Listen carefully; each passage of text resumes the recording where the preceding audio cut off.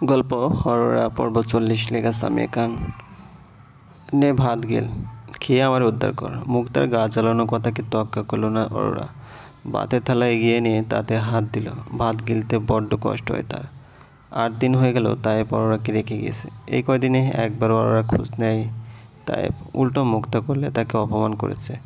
তবু রোজ মুক্তা তায়েবকে কল করে, বোঝাতে চায় তার মেয়ের দোষ সব। তায়েব কখনো কথা শুনে কখনো শোনে না। ওরা অবশ্য তাতে কিছু বলে না। শুধু মুক্তা যখন মানুষ মারা যাওয়ার মতো কান্না করে তখন অরোরার বুকটাই সমুদ্রের মতো কষ্টের ঢেউ ওঠে।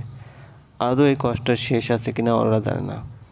বহু কষ্টে কয়েক লোকমা ভাত খেলে ওরা। তরকারিতে ঝাল হয়েছে নাকি তার মুখের স্বাদ নষ্ট হয়ে গেছে বুঝতে পারো না।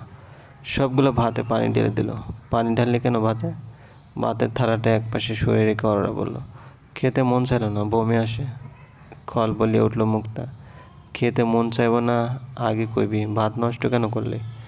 অরোরা কিছু বলল না। আয়নার সামনে গিয়ে দাঁড়ালো। মুক্তা তার পিছনে বসে বকবক করে চলছে। নিজেকে আয়নায় দেখে বড্ড অবাক হলো অরোরা।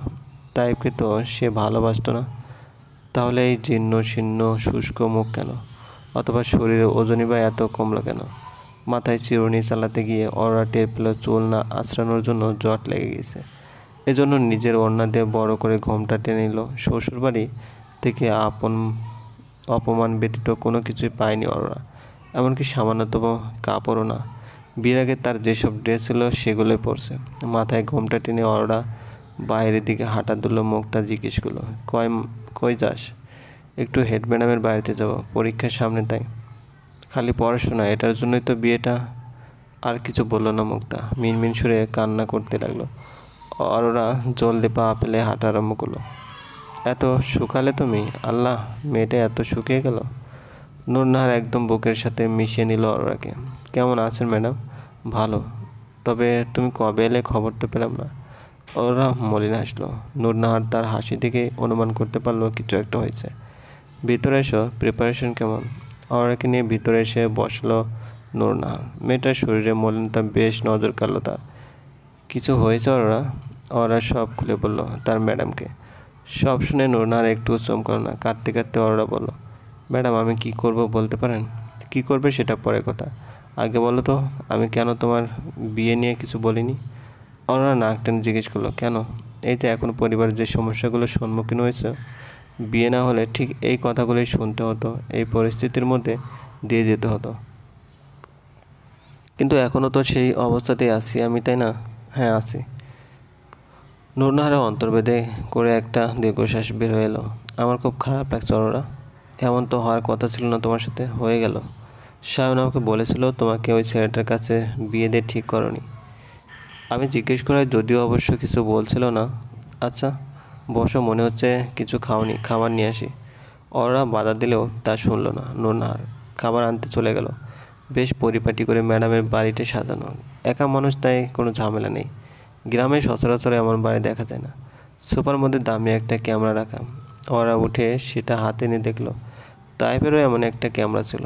ওরা জানে না কেন লোকটার কথা এত মনে হয় তার, কিন্তু মনে হলেই কখনো ভালো অনুভূতি হয় না। ম্যাডাম অনেক কিছু এনে অরোরার সামনে রাখলো, বিশেষ করে নারকেলের তৈরি পিঠা। খাও এসব, বাচ্চা আসছে আমার। এসেই বায়না করলো, মনুমা এসব খাবো। চমকে উঠল অরোরা। ম্যাডামকে যে সায়ন মনুমা বলে ডাকে তা স্পষ্ট খেয়াল আছে, তবুও মুখের অভিব্যক্তিতে তা প্রকাশ করল না অরোরা। একটা পিঠা উঠিয়ে তাতে কামড় দিল। এখন কি করবে তা ভেবে পাচ্ছ না? না ম্যাডাম, আমি আবার কিভাবে ওই বাড়িতে যাই? খুব সম্ভবত সে আমাকে তালাক দেবে। কে তোমার হাজবেন্ড? বিশ্বাস করো অরোরা, সে কখনো তোমাকে ডিভোর্স দিবে না। কেন? ছেলেটা তোমাকে পুতুলের মতো চালাতে যাচ্ছে, আর আমি এটা বুঝলাম না বাড়ির লোক এসব দেখেও কীভাবে চুপ থাকে। বাবা এসব কিছু জানে না, শুধু মা আর দাদু জানে। নূরনাহার বিদ্রুপের সুরে বলল, মেয়ে হয়েও বলছি আমাদের মধ্যে অনেক সমস্যা আছে। এমন সময় বাইরে একটা লোকের শব্দ শোনা গেল। নূরনাহার অনেকটা বিরক্ত হলো। তুমি খাও, জানো লোকটা প্রচুর বিরক্ত করছে। কেন? তার ছেলেকে পড়াতে বলে, ক্লাস 1-এ পড়ে, বিনিময়ে 500 টাকা দেবে। এখন বলো তো আমার পক্ষে এই কয়টা টাকার জন্য এত দূরে যাওয়া সম্ভব? ওরা মাথা নাড়িয়ে না করলো। চট করে আবার কী যেন ভেবে বলল, আমি পড়াই। মানে তুমি পড়াবে? পারবো না কেন? ক্লাস 1-এ পড়ে তো। কিন্তু তুমি পড়াবে কেমন যেন হয় না।